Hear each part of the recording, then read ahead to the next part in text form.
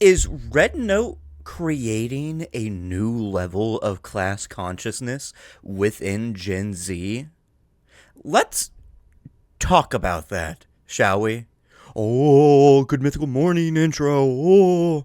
Okay, but for real, let's actually talk about how people moving over to Red Note after TikTok is supposedly being banned has been now introducing Gen Z to proper radical ideas, right? From things like Maoism to Marxism to Leninism to Marxist Leninism, as it should be, and just general overall socialist vibes, right?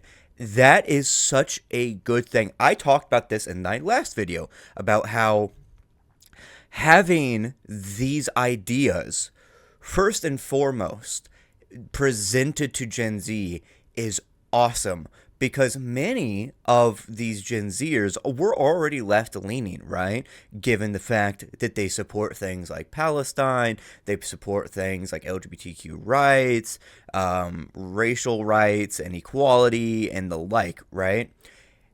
Now, they need to be able to understand now that the internal liberalism that they might have and probably do have, because many of them are a result of the hegemony of neoliberalism around them, they need to unlearn a few different things, but also need to make sure that they are clearly aware of specific things. And what I mean by that is there are some Marxists out there who will say that things like rights and marginalized group rights aren't very important. And you might be thinking to yourself now, if you are also a Marxist, that's stupid. Exactly. It is stupid. It is extremely ignorant and also downright arrogant of dismissing the actual relationships with not only capital but also the world around them and which marginalizes them. Is it, yes, we are all suffering under capitalism? Yes, but there is nuance to that. And to just say that people need class consciousness or they need to fight for workers' rights and other things are just bourgeoisie ideas is taking a very reductive approach to these things and also taking a rather orthodox stance to these things whenever orthodoxy, when it comes to Marxism, has never really worked out in the long run. And what I mean by that is not the fundamentals. The fundamentals, fine. Those are the fundamentals for a reason, right? And we need to adhere to those to prevent revisionism. But the reductive aspects of Marxism are the things that applied to back then, but do not apply now, right? Certain actions that were taken back then were also a result of that cultural hegemony as well, right? You can see this in plenty of Marxist thinkers who had thoughts about Luxembourg, right, and what her ideas were, and then taking that and saying that it didn't have a lot of validity due to certain things like her being a woman and the like. There are those things out there, and some so-called socialists weren't very appreciative of her works at the time due to things like misogyny.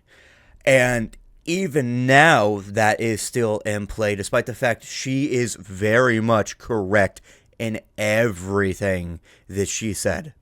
But that is just one of the examples of what I mean whenever these people who are gaining class consciousness for the first time or proper class consciousness are about to be educated on these things need to be educated in the correct way so that revisionism doesn't spike, so that things like, or we don't have a sudden uptick in Trotskyist, right? Or we don't have a sudden uptick in rad libs, right? And all this other shit, right?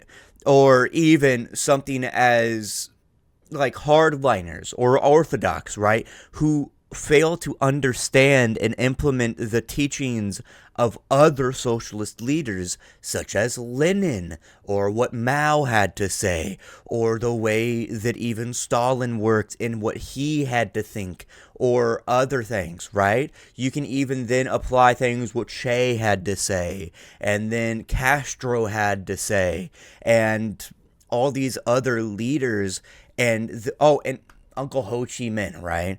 All of these other thinkers, right, have further developed the ideas of socialism and how to apply it in different places, because it's not a universal blueprint. There are universal thoughts and fundamentals that are currently and always being expounded upon due to new material conditions being understood around us, right?